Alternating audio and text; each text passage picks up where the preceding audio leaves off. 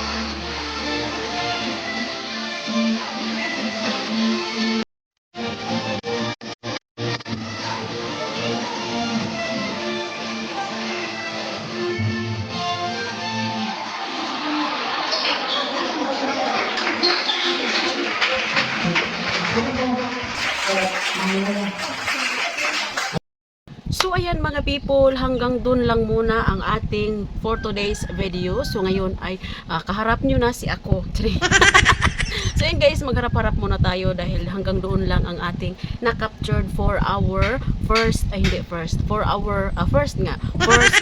and a first day. Hindi po ko man nakuha yung first day nila na ano man mga kaganapan. So ang video natin guys sa YouTube ay hindi po natin buo-buo na ma-captured, hindi po buong makuha ang lahat ng mga ginagawa nila for that day and for that night dahil po ay ako'y isang kusinira. hindi po ako kusinira, parang tulong-tulong sa pagsulong. Tumutulong po ako sa kusina, so syempre hindi ko sila makunan lagi sa mga ginagawa ng mga kabataan dahil busy din sa kusina, no? At saka hindi rin ako masyadong makapag-video dito sa kusina.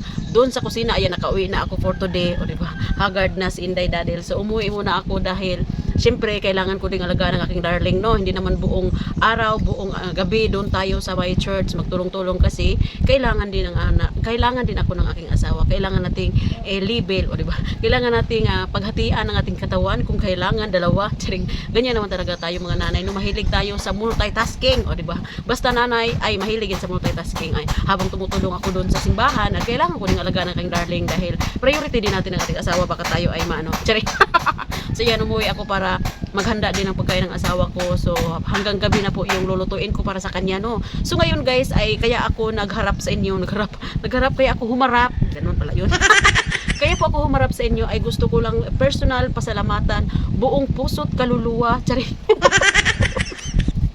Buong puso po akong nagpapasalamat po kay Ate Lilet Spencer. Ano ba yung Bernays? Hindi ko alam kung ano apelyido ng Ate Lilet, nakalimutan ko, basta Spencer Lilet. Ayan, si Spencer anak niya, si Ate Lilet, yan yung pangalan niya. Yung Spencer, pangalan ng anak niya, yun ang pangalan ng kanyang channel, Spencer Lilet. Thank you po so much Ate Lilet sa iyong binigay. Ayan, laking tulong na po yun, pangdagdag sa mga pagkain ng mga kabataan. Kasi alam naman natin ngayon guys na mahal na po yung mga bilihin, no? Mahal na ang bilihin, so hindi tulad dati. So nahirapan kaming mag-budget guys kasi meron naman silang ano bang tawag doon, meron silang loading si Dadel, ano ba tawag doon, registration. Ayan, meron silang registration guys, every person, meron per head, meron silang registration. Pero noong inano namin, binudget namin, hindi talaga sapat sa isang linggo yung youth camp nila guys, hindi talaga sapat ng isang linggo ang kanilang registration. Hindi naman din pwedeng mahal na yung registration, no? Lakihan natin masyado kasi mga bata pa yan sila, wala pa yung mga trabaho, tsaka mga nanay mahirapan din magbigay, lalo na kapag tulad ng kapatid ko na apat yung anak niya na mga youth. So pag medyo mahal yung registration, mahihirapan po ang isang magulang kapag masyadong mahal, kaya katamtaman lang na binigay namin na registration, tsaka magdala din sila ng rice, kaya hindi po sapat ang kanilang budget. Kaya po nag-come up kami po ng nagbigay kami ng mga solicitation, solicitation kahit kunti lang, ayan, na maitulong sa budget pagkain ng mga kabataan sa simbahan, sa church sa Amiyot Camp. Maraming thank you talaga kay Ate Lilet. Ayan, thank you so much, buong pasalamat.